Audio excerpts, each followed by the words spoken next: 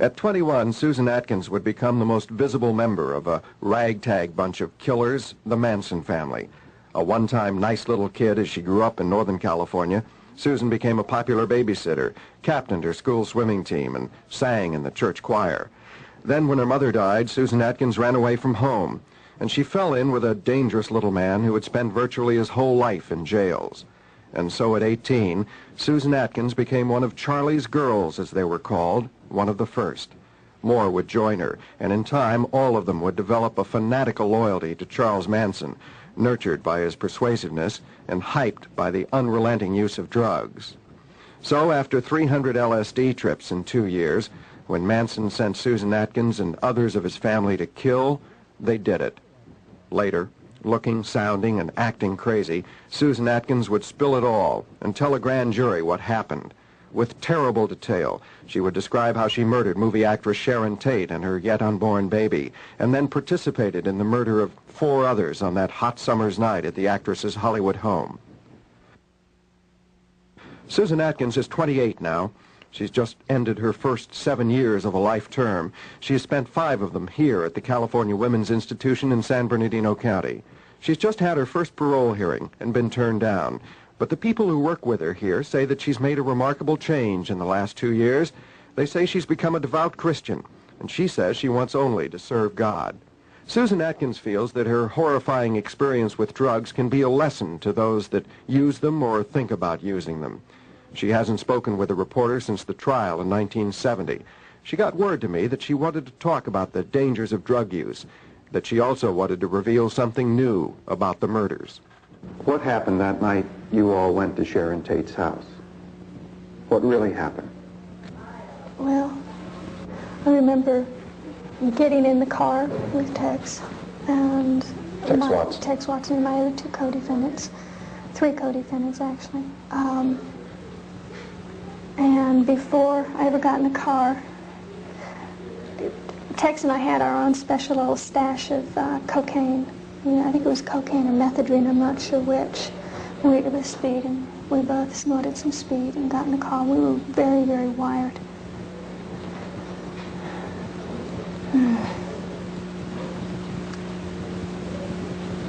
And we drove to the house with instructions to kill everyone in the house. From Charlie? Yeah.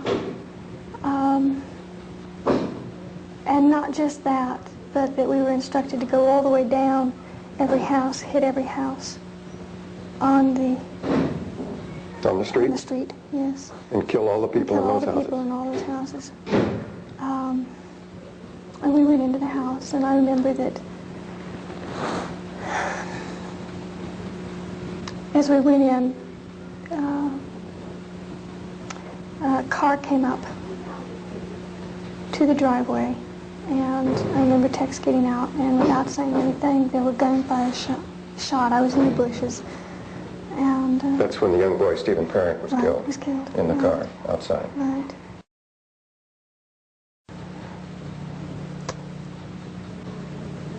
The people in the house were all brought into the living room and tied up, and I remember that Wojtek Bakowski, I believe is his name, I had tied his hands with a towel and then was instructed to kill him. And I raised the knife that I had in my hand, and I couldn't put the knife down. I couldn't bring it down. It was just as though there was a force there that held my wrist, and I couldn't move. And as he saw that I couldn't move, then he very easily undid the ties, the towel that I had tied his wrist with, and he and I began to fight. And I remember I was screaming for help, and he was screaming for help, and then Tex came and helped me, and I was left to sit and watch Sharon Tate. And about that time, all I can remember seeing is people just scattering in different places and running in different places, and I was left sitting with Sharon Tate, and she was talking to me, and I remember that I had absolutely, I felt nothing. I felt absolutely nothing for her as she begged for her life and for the life of her baby. And Jesus. I remember when we first went in, one of the people said, "Who are you?" And Tex said, "I'm the devil, and I'm here to do the devil's business." And I remember that in my conscience, it's so alive in me, even just recalling it. I remember that I had gone so far and there was no turning back. That even if I had wanted to run, even if I had wanted to leave, I couldn't. It was like I was caught in something that I had no control over. I had absolutely no say-so as to what was happening there. I was just like a tool in the hands of the devil, is the only way I can put it. And I believe that it was by the grace of God that my hand did not go down with that knife on Wojciech Kwiatkowski's chest. I believe that... Well, who did kill those people? that night? Yeah. Tex.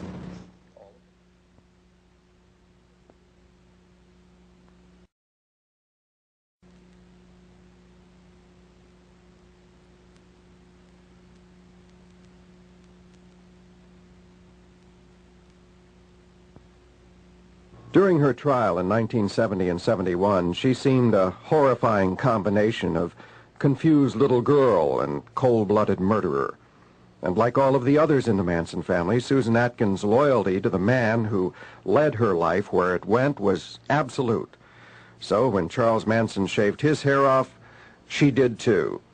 And then, just as he had done, she and her co-defendants all carved X's into their foreheads.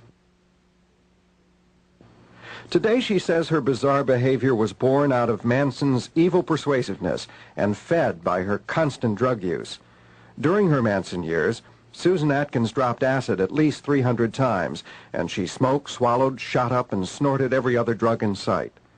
And although she had no drugs in her first 5 years of imprisonment, she says it took her that long to fully regain her consciousness, to even begin to realize what she had done. All of the LSD, all of the other drugs had put her in a fog, which she didn't begin to come out of until 2 years ago. You'd have to understand what acid does to the mind in order to understand how a person can get confused behind drugs. And I would take a thesis, writing a book on what LSD can do to the mind. But it was powerful enough to keep you in a fog for all those years, even after you stopped using. I used to think that you came down off an acid trip after 12 hours. That's not true. Every time you take LSD, you rises or expands, and the moral fiber of your character, which is put in you, or when you grow up, everybody grows up with different morals according to their culture. Okay, when you take acid, your mind expands beyond these moral characteristics and your concepts of right and wrong. So you step out beyond those bounds, and when you step out beyond those bounds, the imagination begins to take over. And the imagination can be a very deceitful thing. It's a fantasy. And when you take acid, you go out beyond that, you think you're coming back to where you started from. Originally, you don't. And every time you drop acid, you get a little bit further away from reality. And I took so much acid that I just was what I would term spaced. And it took me many years to what I term now re-enter. And that was just through not having any acid and having to deal with reality every day. Well, you say you're operating from a sense of complete consciousness now and reality. Then looking back from this point for you, what you were and what you did must be terrifying. Yes, to realize that by my own free will, I willingly got into something that completely took control over me, that I lost control of myself behind drugs and a process of deprogramming, losing my morals. It wasn't just drugs, it was Charles Manson's persuasiveness, too. Well, yeah, there was a lot of deprogramming that was involved in that. you take away a person's conscience of right and wrong by telling them when they're under LSD or any mind-expanding drug, there's no such thing as guilt. And you've already come to a place in your mind or your imagination where you don't like the feeling of guilt, so it's easy to say, yeah, there's no such thing as guilt. I'll believe there's no such thing as guilt, therefore I can do anything and not feel guilty about it. Can you understand why many people, perhaps most people outside, are going to feel that you don't deserve parole, that you should never be given parole? You're aware of that? Yes. Well, so what if you spend the rest of your life in this prison? Then I spend the rest of my life in this prison. Is that thought depressing to you, though? No, because I know that, how can I put it? I'm content.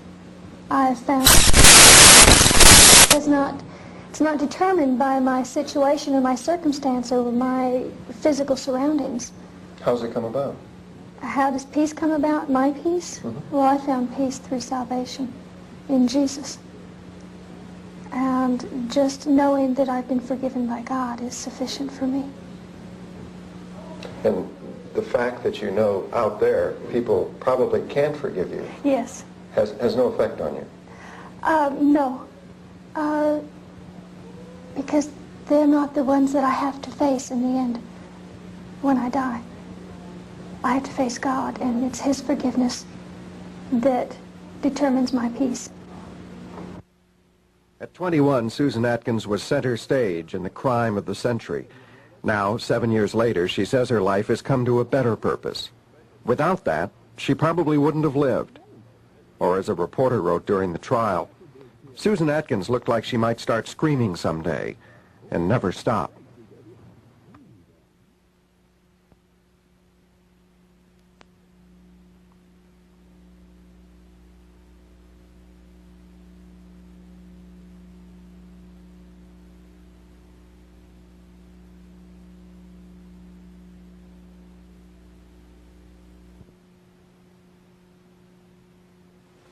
You wanna? Well, I can ask you now, what did Tex really do there? What did you observe? Yeah, of what I saw happening in Tex, the way he moved, the viciousness and cold.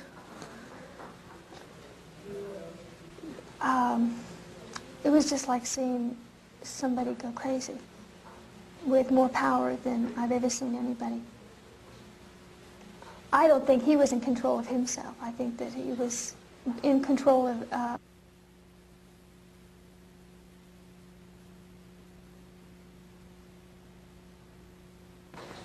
in their own human strength could do what Tex did. Well, Charles Manson was in control of him, right? Yeah, as far as giving orders, but I don't think Charles Manson's mind was in control of Tex's mind that night. I think that it was a higher power than that. Charlie's human too, you know, and his mental powers are just as limited, maybe not as limited as other humans, but that there was an evil force in control of Tex that night. Well, it was in control of all of you, obviously. He did things that, you've heard stories, I'm sure, of people who have lifted up cars off of other people, how they have superhuman strength. Well, Tex had that kind of strength that night. But not for good, it was for evil. So it's harming and hurting people. Just to be able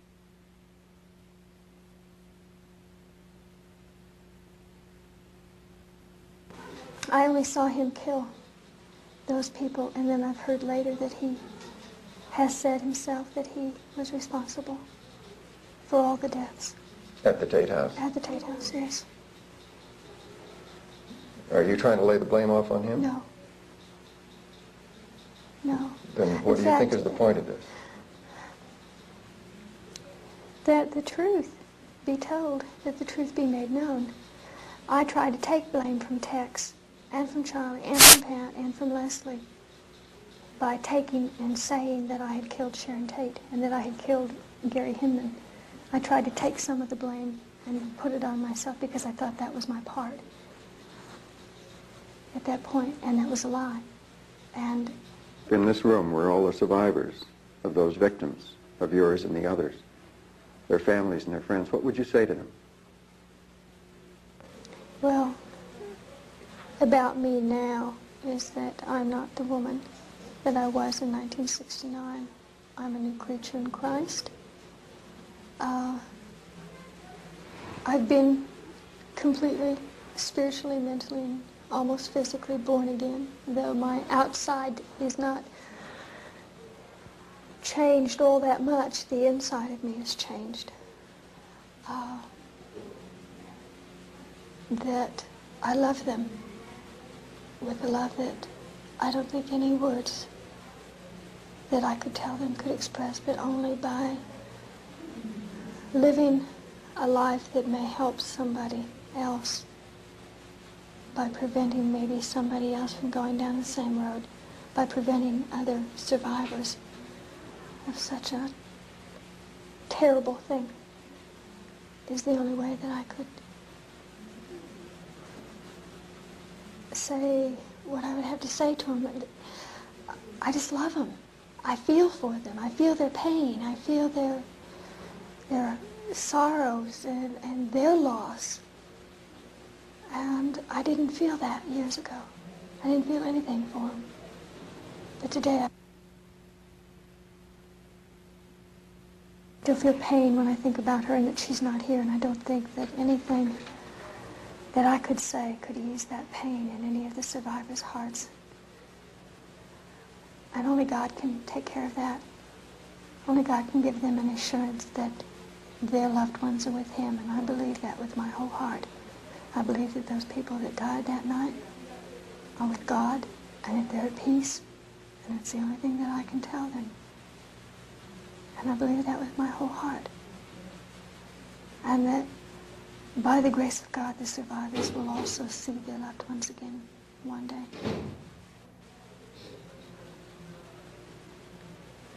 People watching may think that you're cop.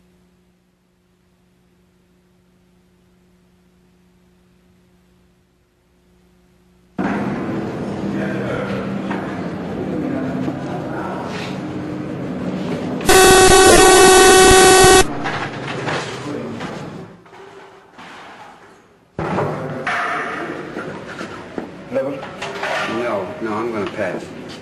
Nothing? No, I pass. Would you give that stick to Mike if he wants it? Next door? Yeah. Okay. Nothing. No.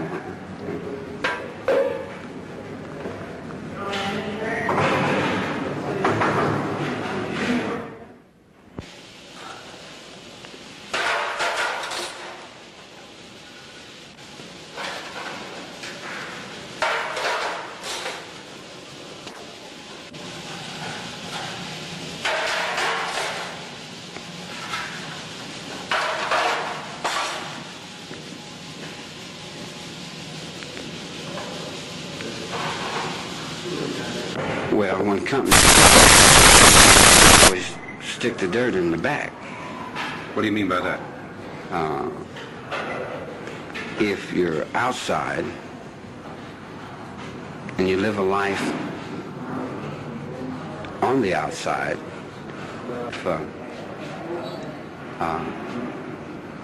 the mind that you live in, the thought that you live in, is a family.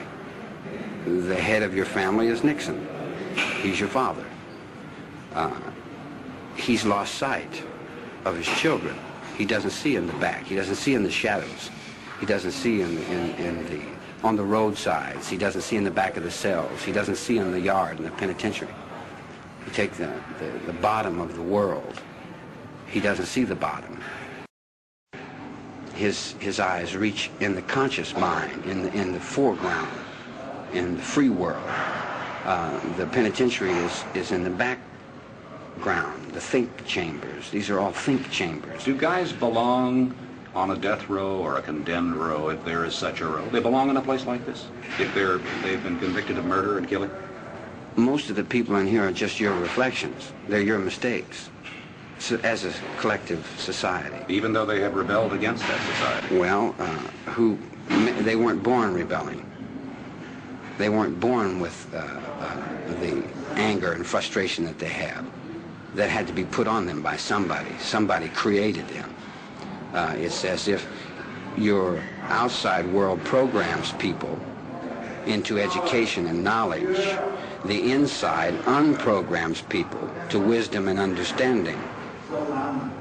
In other words, you have two thoughts. Do you believe that there should be a death penalty? A death penalty? Yes, for someone who commits a murder or something like that. Aren't we all born to die? We're But born with a death in penalty. a gas chamber? In a gas chamber. Well, Or by hanging, or by an electric chair? I see what you're searching for. Should there be a supreme penalty for committing a crime? What do you think? I'm the one who's asking you. Yeah, but if I don't give you the answer that you want, Doesn't matter to me. It doesn't it's matter. your opinion. well, I don't have the authority to say anything like that. You have the authority to believe. I believe what I'm told to believe. Don't you?